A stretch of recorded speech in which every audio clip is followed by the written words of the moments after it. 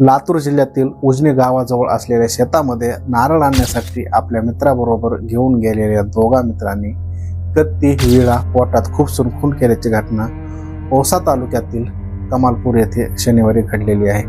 विशेष म्हणजे खून केल्यानंतर दोन्ही अल्पवयीन आरोपी हे नातेवाईक मृतदेह शोधत असताना त्यांच्या सोबतच होते। नेमकी ही घटना कशामुळे घडली याबाबत गावात वेगवेगळी चर्चा सुरू झालेली आहे। औसा तालुक्यातील कमालपूर येथे मयत रितेश वीरेंद्र गिरी वय 14 वर्षे हा मुलगा आपल्या मित्रांसोबत नारळाच्या शेतामध्ये नारळ आणण्यासाठी गेला होता। मात्र त्याच्या दोन मित्रांनीच त्याच्या पोटात कत्ती विळा खुपसून खून केला। घटना समोर येऊ नये म्हणून त्या दोघांनी मृतदेह हा सोयाबीन गुळीच्या ढिगाऱ्याखालीच लपवून ठेवला होता। रात्री उशिरापर्यंत रितेशा घरी परतला नसलेल्या नातेवाईकांनी त्याचा शोध सुरू केला। रविवारी सकाळीही त्याचे शोधकार्य सुरूच होते।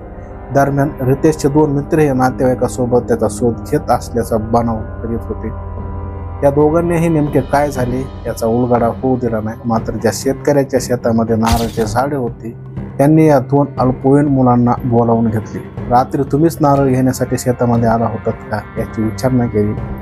दोघेही टाळाटाळ करीत असल्याचे लक्षात आल्यानंतर त्या शेतकऱ्याने मी कोणाला काही सांगत नाही, शेतामध्ये CCTV कॅमेरे असल्याचे सर्व घटना यामध्ये कैद झाली आहे, त्यामुळे तुम्ही काय केले, रितेश कुठे आहे अशी विचारणा केली असता त्या दोघांनी सर्व घटनाक्रम सांगितला।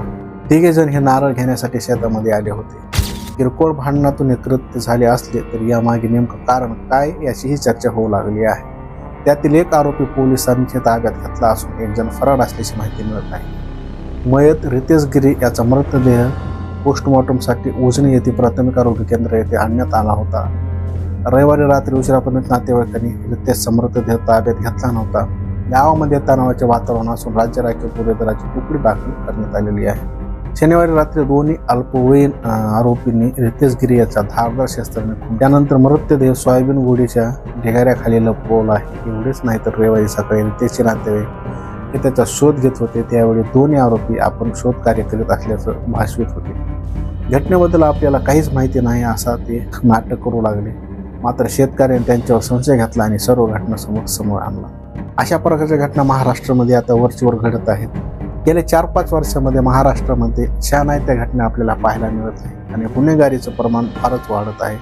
ते कुठंतरी थांबायला पाहिजे आणि यावर कायदा सुव्यवस्था राखण्याचं काम सर्व नागरिकांना केलं पाहिजे आणि त्याबद्दलचा कडक कायदा देखील करण्यात यावा, जेणेकरून जे कोणी गुन्हेगारी त्याला लगेच काहीतरी लगेच एका 0 मिनिटामध्ये किंवा एका 15 दिवसामध्ये त्याला न्याय द्यावा।